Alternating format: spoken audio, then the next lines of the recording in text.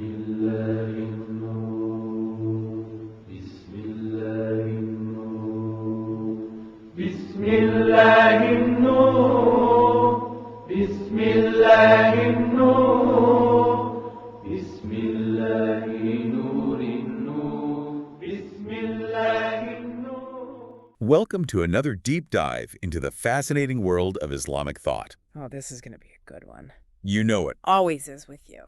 This time we're going to be taking a look at the concept of intelligence, Oh, interesting. as explored in the Book of Intelligence and Ignorance. From Al-Kafi. That's right, from Al-Kafi. Now, for those who may not be familiar, Quick reminder, Al-Kafi is a collection of Hadith, sayings and traditions attributed to Prophet Muhammad and the Imams. meticulously compiled by Al-Kulaini. So what we're going to be hearing today, Are the words and wisdom of these revered figures passed down through generations and documented in Al-Kafi. for this deep dive We'll be focusing specifically on the first 34 hadiths of Chapter 1. that lay out a pretty profound foundation. For understanding just how crucial intelligence is in Islamic tradition. And we're not just talking about, like, book smarts. Right, it's much deeper than that. We're talking about a deeper understanding. That encompasses spiritual wisdom and moral guidance. I mean, right off the bat, the very first Hadith, Hadith 1, Chapter 1, narrated by Abu Jafar. sets a powerful tone, right? It really does. What does it say? It says that Allah declared, Okay, I swear by my honor and glory right. that I have not created any creature more beloved to me than intelligence. Whoa, right away. Right away. Intelligence is given this hugely important position. Described as Allah's most beloved creation. That's a strong statement to open with. I know. It really draws you in. It makes you want to understand why intelligence is so valued. Absolutely. And it's not just some, like, abstract idea either. It's very concrete. Hadith 2, Chapter 1, Okay. narrated by Ali, All right. tells a story about Prophet Adam. I love the stories. He's offered a choice, Right. right? Between, Between intelligence, Hmm. bashfulness, and religion. okay, And he picks intelligence. makes sense. But here's the thing. What? Even bashfulness and religion, They chose to stay with intelligence. they choose to remain with intelligence. So even those virtues, Recognized its importance. wow. Pretty cool way to illustrate how connected these concepts are. I mean, but hearing that story, Yeah. it makes you wonder, like, what kind of intelligence? Exactly. What are we talking about here? Is it just being clever, quick-witted? That's where Imam Abu Abdullah comes in. Okay. Hadith 3, Chapter 1. Mm-hmm. He makes a really clear distinction between true intelligence, Okay. which leads to worshiping Allah and attaining paradise, Okay. and, like, just shrewdness or cunning, Kind of can get you in trouble. which, can be used for mischief. So it's about more than just being smart. Absolutely. It's about using your intelligence for the right reasons. That's the key. It seems like there's a moral dimension to intelligence here. Definitely. It's not just intellect. It's about aligning that intellect. Aligning it with your faith and actions. Yeah, I'm really starting to understand why this topic is so important. Me too. It's so central, so deeply explored. And this connection, right, between intelligence and faith. It's emphasized again. Hadith 6, Chapter 1, Narrated by. Ahmad ibn Idris, Okay. states that true intelligence can't be separated from religion. Oh, they're inseparable. Hand in hand, one leads to the other. And to paradise. Ultimately, yes. This makes me think about people who are maybe super smart, I know what you mean. but haven't found faith yet. What about them? What does Al-Kafi say about that? Well, Hadith 7, Chapter 1, Yeah. gives us an interesting perspective. Tell me more. It says that on Judgment Day, everyone will be judged based on the intelligence they were given. It's like a gift A responsibility. that you're accountable for. Exactly. It's not just about having it, but how you use it. That's the big takeaway. This is really making me think about my life choices. It's a lot to ponder, isn't it? It is? And, speaking of life choices, Yeah. there's this captivating story in Hadith 8, Chapter 1. Yeah.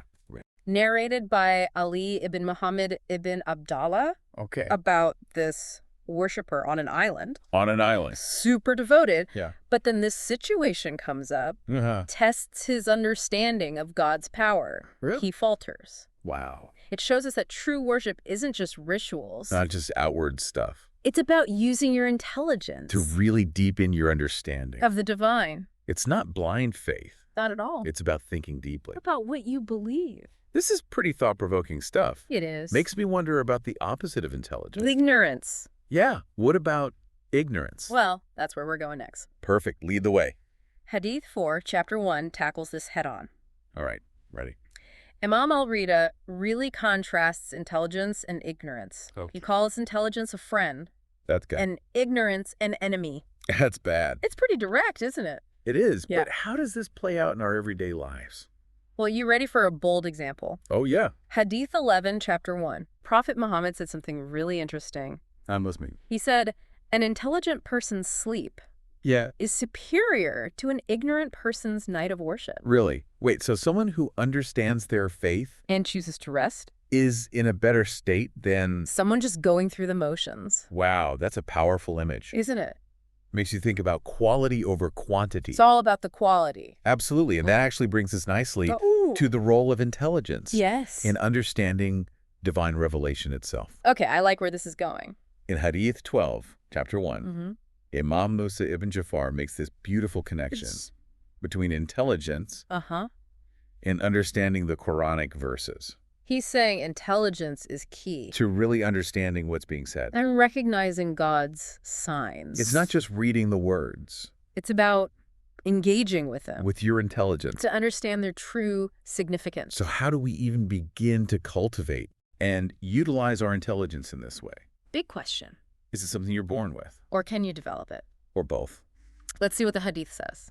Okay. Hadith 14, Chapter 1, narrated by Suma ibn Mihran, talks Okay. about the armies of intelligence and ignorance, Oh, each with 75 qualities. it's like an internal battle It really is. of good versus bad. You've got the forces of goodness, Mm-hmm. like faith, Yeah. justice, knowledge. The army of intelligence. Exactly. And then you have Evil, mhm, disbelief, injustice, ignorance. the army of ignorance. So how do we strengthen our army of intelligence? I was just going to ask you that. Well, Imam Ali gives us some guidance. Yeah. Hadith 12, Chapter 1. Okay. He says silence is important. Okay. Humility, seeking knowledge.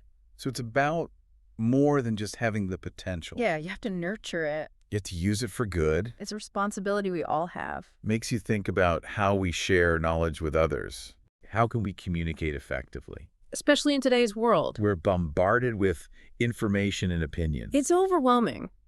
It can be. Hadith 15, Chapter 1, Yeah? shed some light on this. What does it say? Describes how Prophet Muhammad always spoke to people at their level of understanding, So important. meeting people where they are, Adapting your communication style. to effectively share knowledge, Such a valuable lesson. especially today. It really is. It reminds us that effective It communication... requires empathy and understanding. So we've seen how important intelligence is. Yes. But what are the tangible benefits? And like this question. Like, what are the fruits of intelligence? Okay, let's look at the Hadith.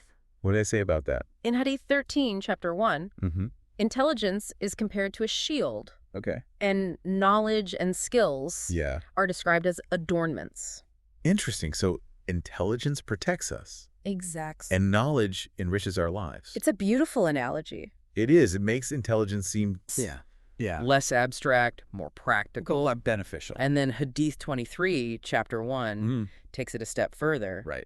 describes intelligence as the key The unlocking Wow. knowledge. And spiritual guidance. Yeah, it's the For basic building our connection with God. and navigating life's challenges It sounds like intelligence is really the foundation, for a fulfilling... this world and the next. Absolutely. And then there's this beautiful saying, From Imam Ali, Okay. in Hadith 34, Chapter 1, Yes, this is a good one. he says, thinking is life for the intelligent heart. Just as light illuminates darkness, Such a profound analogy. it really captures the essence of it. Intelligence brings light and meaning to our lives. Before we move on, what's standing out to you so far? I'm really struck by how these hadiths Yeah. weave together the intellectual and spiritual sides of intelligence. It's not just about being smart, It's about living a meaningful life using your intelligence for good. in our relationship with God and the world around us. It's a holistic view of intelligence. Really gets to the heart of what it means to be human. It really does make you reconsider what true wealth is all about, doesn't it? Yeah, it's like we often hear that phrase, Which one? knowledge is power. Oh, yeah. but usually in like a secular context. Right, more about worldly success. Exactly. But these hadith, They're going deeper. it's not just about power. It's about connection. Connection with the divine. And that idea, it comes up again. Where? Hadith 26, chapter 1, Narrated by. Muhammad ibn al-Hassan. Okay. It really echoes that first hadith we talked about. The one where Allah says intelligence is his most beloved creation. That's the one. Yeah. And it emphasizes how intelligence is like the foundation For everything, really. for divine commandments, blessings, punishments. There's a huge responsibility that comes with it. It's like we're being told we're accountable for our actions because of our intelligence. This is getting pretty serious. It is. It's not just about praising intelligence. Right, there's a weight to it. We have to recognize that Makes me wonder about how intelligence actually develops. in people. Yeah, like do some people just have more of it naturally? Well, someone asked Imam Abu Abdullah that very question. Oh, really? Yeah, in Hadith 27, chapter 1. What did he say? He talked about how people understand things at different paces. We see that all the time. He explained that it relates to when intelligence is combined with their essence. Their essence. Yeah, like their very being. Wow. For some, it happens right at conception. Well, For others, it might be later, in the womb, or even as they grow up. so we all have the potential for intelligence. It just might come out in different ways. At different times. It's like everyone's on their own journey with it, And you can't really judge someone based on where they are right now. because they might still be developing. Exactly, and that actually connects really well with Oh, Hadith no. 28, chapter 1, Okay. where Imam Abu Abdullah warns against judging people based on just appearances or actions. He's saying look deeper. He says, "Do not take pride in the virtue of your brother until you see how his intelligence is." He's encouraging us to look for that inner wisdom. True intelligence might not always be obvious at first glance. It's something that shows itself over time. Through their choices, their actions, how they interact with the world. It's a good reminder to be patient with people. And humble. You never really know the full story. So we've talked about how important intelligence is. And it's linked to faith. But how does it actually play out in our lives? Yeah, how does it help us with all the challenges of being human? Well, Hadith 29, chapter 1, narrated by Imam Abu Abdullah, Okay. gives us a sort of roadmap for achieving success. And navigating those challenges. It emphasizes how interconnected everything is. Knowledge, understanding, patience, determination, ethical excellence. It's like all the ingredients for a good life. In this world and the next. I really like the analogy it uses. Which one? The one with the Oh, yeah, where piety is the vessel, faith is the supplies. trust in God is the sail, intelligence is the captain. Knowledge is the guide, and patience is the passenger. It's so vivid. It really highlights how all those things need to work together. Intelligence is key. But it needs that support From all those other virtues. to really get us through the rough waters. Makes me think about times I've felt lost. We've all been there. Maybe I was missing some of those supplies. Or maybe you weren't letting intelligence be the captain. Yeah, maybe I was trying to steer the ship myself. It's important to reflect on that, Figure out what we're missing. so we can grow. So if those are the things that lead to a good life, Right? what happens when we lose intelligence? Or neglect it. Yeah, what are the consequences? Hadith 30, chapter 1, Okay. narrated by Amir al-Mu'minin Ali, Okay. addresses this directly. What does it say? He says there is no forgiving the loss of intelligence. Or religion. Right. He compares losing religion to losing peace and security. And losing intelligence is like losing life itself. He even says a person without intelligence is like the dead, It's a powerful statement.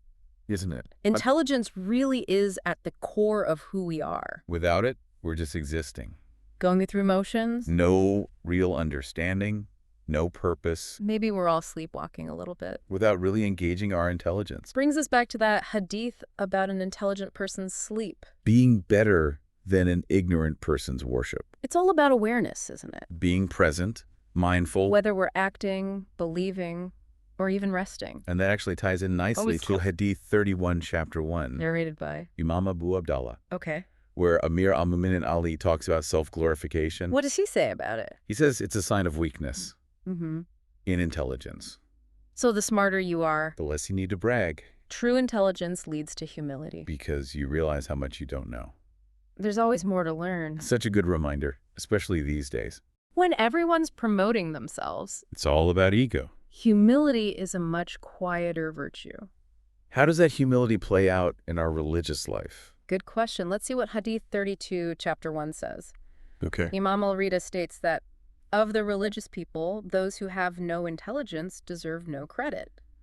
It's like blind faith without understanding isn't enough You have to engage your intellect. to really connect with the divine. Understand your beliefs. It's not about rejecting rituals. Right. It's about approaching them with curiosity. A desire to understand. Just like that story of the worshiper on the island. Even his devotion wasn't enough. It seems like finding that balance is key. Between faith and intellect? And then Hadith 33, chapter 1, narrated by Imam Abu Abdullah, Yes. links disbelief to a lack of intelligence. So people who don't believe, They might be missing something. like a piece of the puzzle, If they understood God's power and mercy better, maybe their doubts would fade. it's not always about a lack of faith Sometimes it's a lack of knowledge. or understanding, And that leads us back to Hadith 34, chapter 1, where Imam Abu Abdullah talks about, intelligence and wisdom.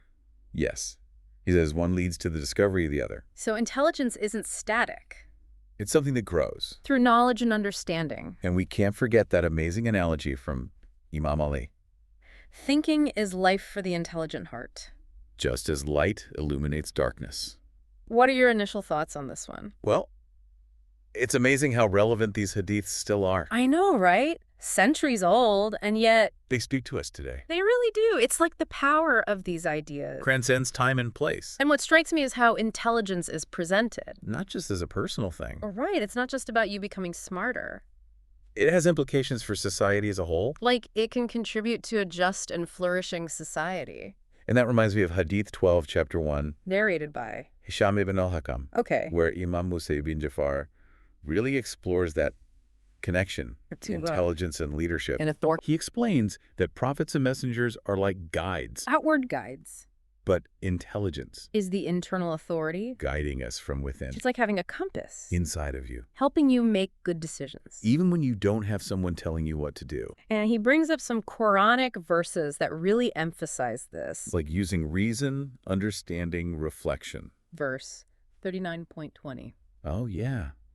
Give the good news to those of my servants who hear certain words. But follow only the good words. These are the ones whom Allah has given guidance, and they are the people of understanding. And then there's 2.164. What does that one say? Of the signs of his existence are the creation of heavens and earth. The alternation of nights and days. The ships that sail in the sea for the benefit of the people. Okay. Also of such signs are the water that God sends from the sky, To revive the dead earth. where he has scattered all kinds of animals, Oh. the winds of all directions, and the clouds that are rendered for service. Between the sky and the earth. Such are evidence of his existence for those who use their intelligence.